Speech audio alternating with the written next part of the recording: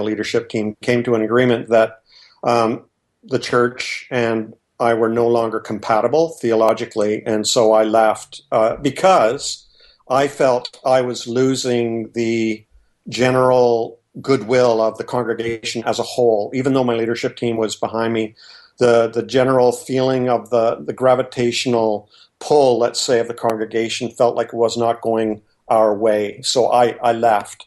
But the result's the same, is that I was no longer the pastor of that church, and the church was able to move on without me. Now, the difference between that and Greta's situation is that it sounds like she has the support of her congregation, and that has to say something huge, in my opinion.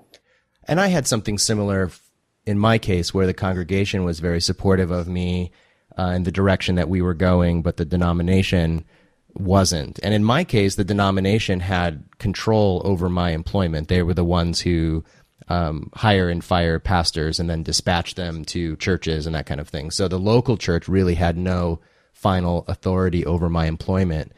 And so that was a split in loyalties there, where I was working for the conference, but the church was my primary affection and passion, and the two couldn't have been more different. Well, and that's another difference between your experience and Greta's and mine, is I was in a vineyard church, and they're pretty much autonomous. The congregation, the local congregation, has a lot of autonomy, and so I was protected by my congregation and leaderships standing with me until that eroded, later on, and when the denomination, let's say the Vineyard, was starting to step in and contacting me and giving me advice about running my post through them first and everything, I knew I was in trouble. So yeah, there's a difference there as well. But in my opinion, when I think this is an important case, because I think Greta is on the cutting edge of, I think, a huge demographical, glacial kind of movement that's going on in the church, where more and more people need the freedom to explore what they really do believe, question their beliefs, and continue to be a part of the community no matter where it leads them. And I think she's doing an important work that's maybe, if I'm going to use a religious word here, but kind of prophetic in what she's doing.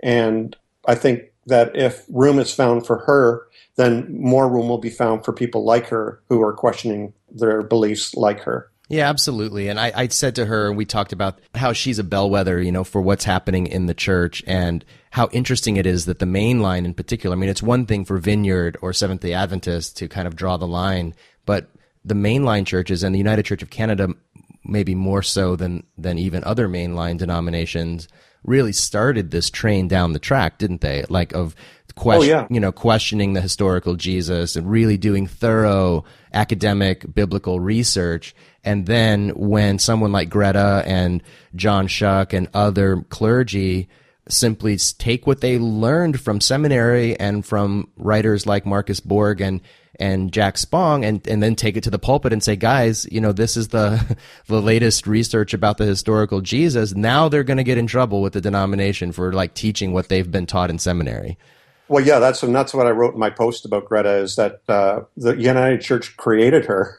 Exactly. They might think they've created like a Frankenstein, but I consider that they created a prophetic voice within their borders. But what happens to prophets, I guess. However, I think that back when I was ordained Presbyterian church in Canada in the 80s, and we were the holdouts from the Union, the United Church in 1925. We were the holdouts. So we kind of looked down our noses at the United Church as being generic, liberal, wishy-washy, whatever. But now I think that's a virtue, and it should be considered a virtue that they are. What's Greta's term she's using now? No theological barriers or something, or no theological barriers or something like that to her congregation. And I think that's a virtue that should be applauded. Yeah, indeed. And she said, she says so clearly that her congregation is not atheist. They are I like to call it theism optional. They have plenty of people who are liberal theists. She says probably no evangelicals or conservatives, but certainly people who believe in a traditional theistic God. It's not as though those people are being run out of the church for not agreeing with Greta. So it's just, I don't know. It's an odd sort of timing for the church to decide, well, they're going to do a witch hunt. We're going to put the stake down here. And, of all the places, like we've evacuated the gospels of all sort of, miracles and, mysterious things, but this, we're going to hold the line, on this point. So it's pretty, it's crazy. Yeah. Two things about that. One, it makes me wonder if there are a couple of people who are sort of championing the cause against her. I don't know. It's just a guess. And the other thing is one of the reasons why I'm so interested in this is because, I don't know if you were going to talk about this at all, but if I could mention it, I run an online community called The Lasting Supper, and where it's the same thing. We have a wide diversity of beliefs represented there, everywhere from, church-going believers, even some in ministry, to atheists who swear they'll never darken the door of religion again. Wow. And we have everyone in between. And that's not a problem. I think that is the solution. So how can we be a community of people who show mutual respect for one another on our spiritual journeys, no matter what we believe, and still get good work done? And so I think that's what Greta Bhaskar is trying to do, and that's why I'm looking on with interest. We can do it online. Can it be done locally? So what brings, let's talk about Lasting Supper for a minute. I want to get to your book, but let's talk, since you brought it up, about the Lasting Supper. So this is your online community, and a couple questions, and then I'll just talk to me a little bit about it. How many people participate in that? And more importantly, what brings them there? Is it a relationship with you that kind of invites them there, or a relationship with others that have invited them? And then ideologically, or maybe that's not the right word, but philosophically, what holds them in that community? Okay, well, I started the Lasting Supper and you can find it at thelastingsupper.com. Great. But there's over 400 members now, and we have a private Facebook group as well. It's one part of what we do. And it's very active, a lot of interaction. But the philosophy is, when I left the ministry in 2010, after a while I was kind of feeling lonely, but also noticing that there were a lot of people like me who, I didn't leave the church because of abuse, even though I've experienced abuse in the church, or, felt controlled or whatever. I left because the box was too small for me to continue exploring so that I could achieve my own spiritual health and independence. So I was beginning to notice more and more people like me, and I thought, well, you know what, I'm going to start a website to provide people with resources so that they could deconstruct in healthy ways, deconstruct their beliefs and so on, transform their spiritual lives, explore and find their own spiritual paths, wherever that might lead, and become spiritually independent. And lo and behold, it started to grow, and a community was formed. I didn't expect the community part to happen, but it did. And it's one of the most lively and dynamic aspects of the Lasting Supper.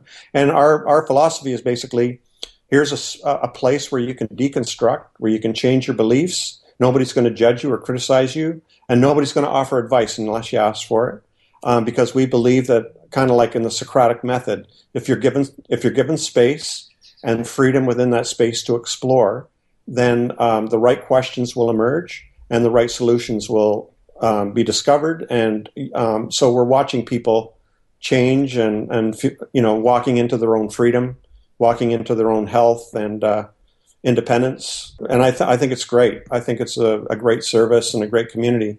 And that, again, I'm mentioning Greta Bhaskar because it sounds like that's what she's trying to do locally. And I have a lot of respect for that. People say, and there are a lot of humanist communities that are forming around the country and around the world.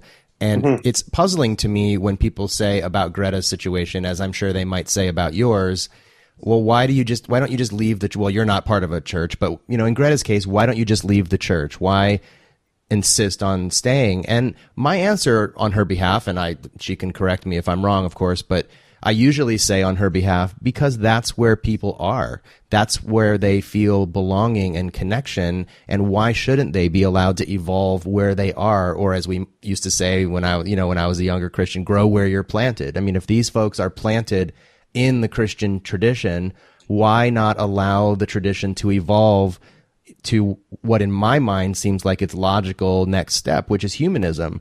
And it sounds like that's the evolution that you've taken at both as a person, but also as a leader in this community, to say there aren't going to be theological barriers here. You don't have to believe in some magic in order to be affirmed as a person and to find healthy relationships and connections. Right. Well, it's like on Greta's, the West Hill United Church website. I think the congregation has a letter there, and they say, whether we believe in God or not, our focus is on doing good works in the community and becoming, being good ethical people or whatever, and so on. So it's the same with the Lasting Supper. Like I would have stayed in the church if I felt they would have let me, and to continue on my journey. However, I just felt like I had a choice to make. I'm not there because I angrily left. I left because I felt I had to for my own health. And maybe the same could be said for you. I mean, you might still be the pastor of that Seventh-day Adventist congregation if you weren't, let out. I think Christians, believers who are progressing or evolving in their beliefs or spirituality, even if it ends up in an atheist expression, I think they have the right to still be a part of their family. I would still love to be a part of that's my family of origin. Right. I'd still love to be able to go to their reunions, but apparently I'm not welcome. Yeah. So. Yeah, it's so interesting how it is kind of an element of human nature that we form ourselves into these tribes, and then the minute we feel a sense of belonging inside that tribe, we start putting a fence around it so that nobody else can come in there and mix it up. Well, let me transition and talk a little bit. You've got this book coming out called Questions Are the Answer. It's not your first book, of course, but it's the most recent one, and it features so many of your really funny but almost very, I would say very darkly humorous cartoons. Tell me a little bit about the genesis of the book, but maybe more importantly, the genesis of the cartoons. When did you start doing these cartoons and why? Okay, well, cartoons in general, I started drawing in 2006. I just challenged myself since I was an artist already, and I was seeing cartoons here and there. I thought I should try drawing a cartoon. And I drew a cartoon, and I posted it on my blog at the time, Naked Pastor, and I thought I challenged myself. Okay, I got some response to it. I thought I'm going to challenge myself to draw one every day. I figured I'd last a month, but here I am going, how many years later, and drawing cartoons every day. Now the questions one, the very first one I drew was the one where the exclamation marks are beating up the question mark, and just bullying the question mark, and that one got so much of a response, and so I just kept drawing cartoons around that theme of questions sort of being persecuted and not welcomed or being kicked out or being ridiculed or whatever.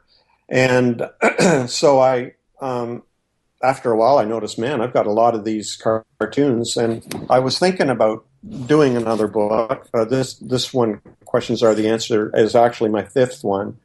But I was approached by a publisher in the UK, Darton, Longman and Todd, and they asked me to write a book, and they thought it'd be good if I did sort of like a memoir kind of slash theme about ask what I would like to write on. I said, well, questioning and things like that. So we came up with an agreement, and this is what we ended up with. So it's out in the UK already. It's available on Amazon, I think, for pre-order, but I noticed people are already getting them. So, well, I'll put a link in the show notes to where people can find the book online. It's a delightful book, and if you're one of those people who reads a lot and you love words, but you also don't mind having a picture on the page every now and again, this is great. Like I devoured it over pizza I didn't actually eat the book, but I wanted to. It was that good, and I was Oh, thanks, man. I was tweeting it and